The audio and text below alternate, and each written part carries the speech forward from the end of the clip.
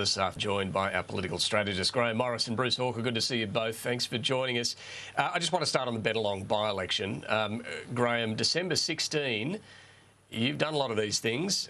Is that time frame the right time frame given John Alexander's situation? I've done 9 of these by-elections, in fact, helped run them. Won most of them, except bloody Wills, which was a shocker.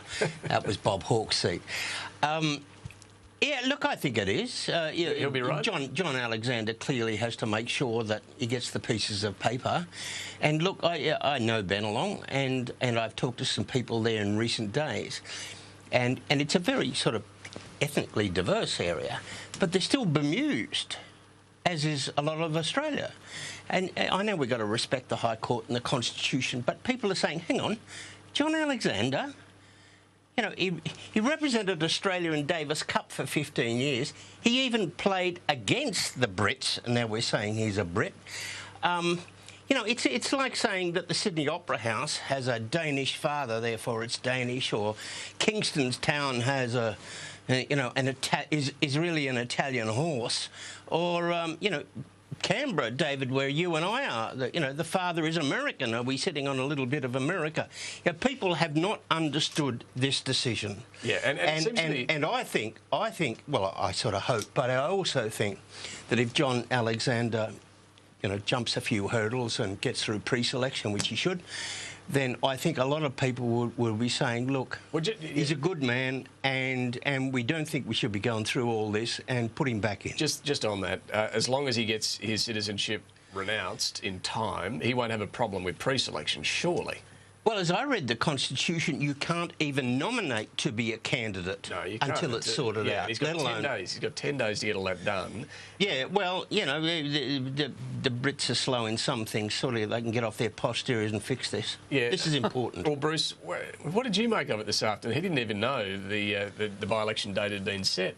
Yeah, it's all very sloppy, isn't it? The whole thing is just very disappointing. I think that reflects the view of the Australian public. Having said that, I think with 50% of the primary vote at the last election and 60% of the two-party preferred, John Alexander is in a very strong position. I don't see him being beaten. And he should be the favourite. There'll be a field of candidates, though, in a by-election. You know, there's already talk there'll be 16, 17 candidates.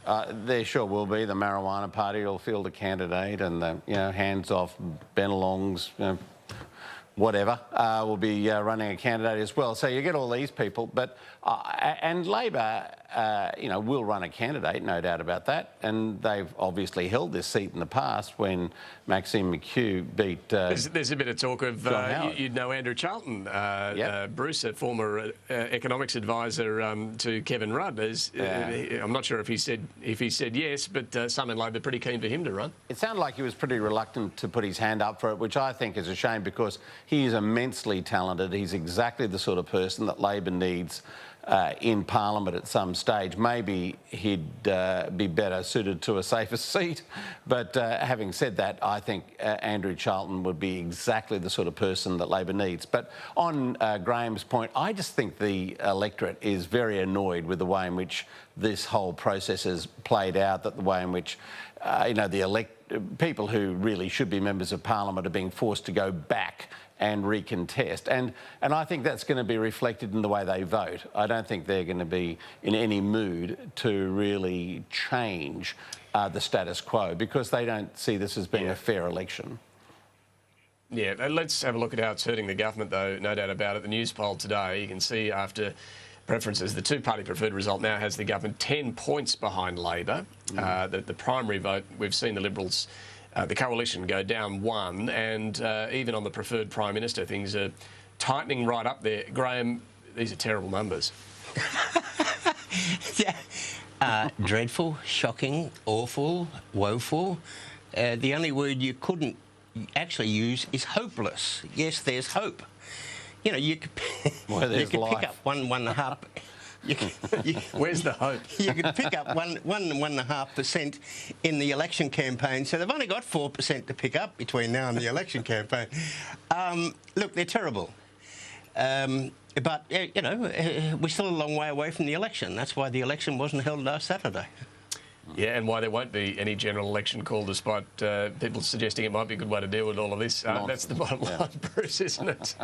Absolute nonsense. I mean, he's going to hang on for as long as he possibly can. And in my experience, governments do tend to struggle on to election day, despite all the efforts of the opposition and others to throw landmines in their way and have candidates declared ineligible and so forth. It doesn't happen as a general proposition. The last time it happened, in my recollection, was in Queensland when Wayne Goss won the election by one seat, and then they had a by-election in Mundingborough and they lost on the floor of the Parliament. It's very, very unusual for it to happen, and I don't think it's going to happen here. It doesn't augur well, of course, for them when they get to the general election, but I don't think they're going to be forced out before then. No, look, I tend to agree with you. And speaking of Queensland, a couple of things. Fraser Anning, he's come in as the new Senator for Queensland, replacing Malcolm Roberts. Bruce, you first on this one, though. It was rather spectacular this morning. He was there for an hour as a One Nation Senator, and now he's an independent. It's, look, unclear whether he was jumped or was pushed. Either way, not a good day at the office for One Nation. No, and what it does is go straight to the things that I think the major parties need to be reminding the electorate about, and that is that One Nation is an inherently unstable commodity. In 1998, when I was working with Peter Beattie on his election campaign, we presented Labor as, quote, the stable alternative, because One Nation was getting into bed with the Nats up there, and we presented that as a very volatile mix that was not going to work. And it wouldn't have worked either, because they lost about half their members before the next election came around through one unhappy or other event. So that is something that Labor and the Libs really just need to keep reinforcing, that the One Nation Party, despite winning the affection of a lot of people because they're the outsiders and they're not part of the in crowd, are a very unstable proposition. Yeah, but it's, Grahame, it's not hurting them in the polls. I mean, that same Newspoll had them up to 10% today, and we know they're tracking really well in Queensland. But this stuff doesn't help. I am a great believer in party loyalty, and we've set a new low today of 1 hour. Now, either way, whatever happened, if a person gets 19 votes, that means some of his own family and his neighbours didn't vote for him.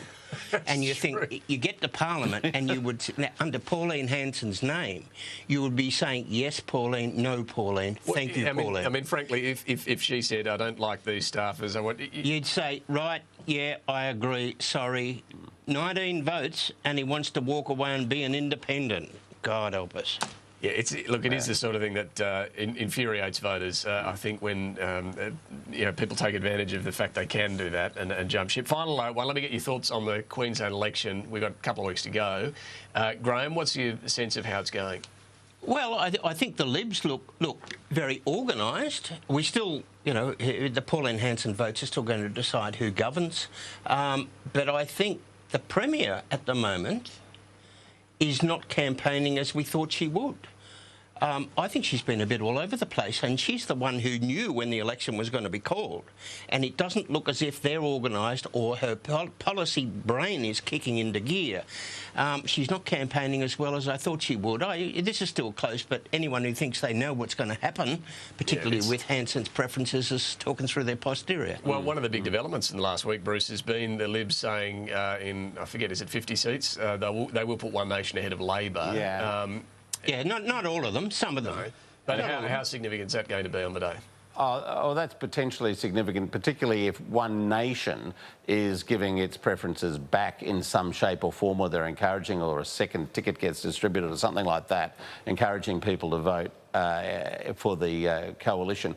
But remember, One Nation still is running third in virtually all the electorates, and in fact, probably all of them. And so it's not so much who's going to put One Nation into these seats, but what One Nation's going to do to put either the Conservatives or Labor into these seats. As Grahame says, I think it's going to be an incredibly close and on the night, I think it could be a really uncertain election result coming down the line. It'd be an exciting night. It'd be an exciting night. Yeah. Some elections haven't been recently. That could be exciting. Yeah, that could be really They're all exciting to me. I can't wait. We've got to go. Bruce and Grahame, we'll look forward to catching up with you soon. Thanks so much for that. All right, we'll take a break. Back with the last word.